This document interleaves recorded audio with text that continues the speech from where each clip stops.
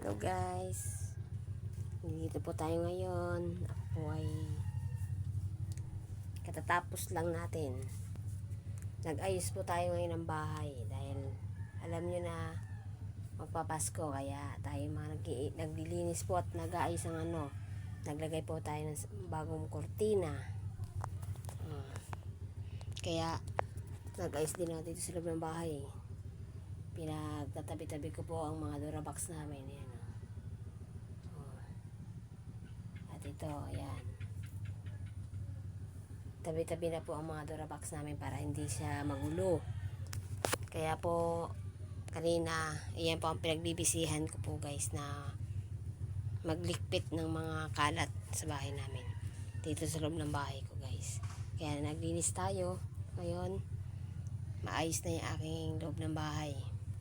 Naglagay na rin ako ng mga kurti-kurtina. Kaya, ito, nakakapagod guys maglinis, lalo na pagka ganito ang bahay mo. Di mo alam kung anong itsura ng loob ng bahay mo, kung anong itsura ng linis, kung anong ilalagay mo para maging maayos man lang ang bahay. Kahit pangit ang bahay mo, basta't may mga design ka lang din. Kaso wala tayong design ngayon. Magki-Christmas na wala tayong design sa bahay. Basta't maayos lang ang bahay, okay na sa akin yun. Kaya iyan ang pinagbibisihan ko ngayon guys kanina. Hindi tayo nakapag alis-alis, kaya ito ang ginawa ko ngayon maghapon. Naglinis na lang ako ng bahay ko. Kaya ngayon, pumunta dito ang aking kumpare. Nangihingi po siya ng kakao. Alam niyo po ba yung kakao na prutas? Yun po yung ginagawang chocolate, di ba po? Yung ibinibilad. Yun. Pumunta po siya dito nanghihingi ng kakao. Kaya po ay nagpakuha ako ngayon sa mga bata. Ngayon po ay ibibigay natin sa kanya ngayon. Pupunta po ako doon sa kanya.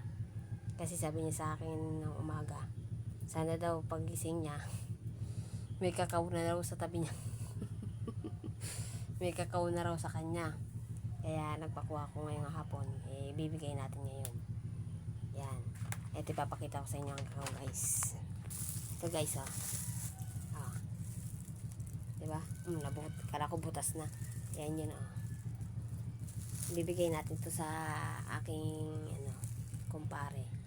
Dahil nanghihingi po yung aking makulit. Ilang beses na po siya papunta-punta rito na nanghihingi niyan hindi tayo makakuha kasi wala tayong taga-akyat. Ngayon na tiyempo na nandito yung aking mga binata. Yun, pinakuha ko yung kakao. Kaya ngayon guys, may bibigay na tayo sa aking makulit na kumpare. Yan guys. Blessing na rin sa kanya yan.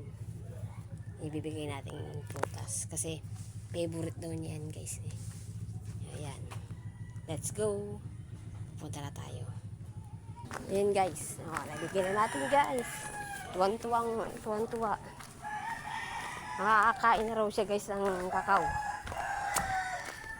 Sa taga daw niyang nangungulit sa akin na manghingi ng kakao. Ngayon lang daw niya nakuha. Nyo guys, tuwa yung aking makulit na kumpare. Kala daw niya hindi ko raw siya dadalhan. Yun. Nasa kanila na. Mamaya kakainin niya na yun. Hanggang dito na lang guys. Bye bye.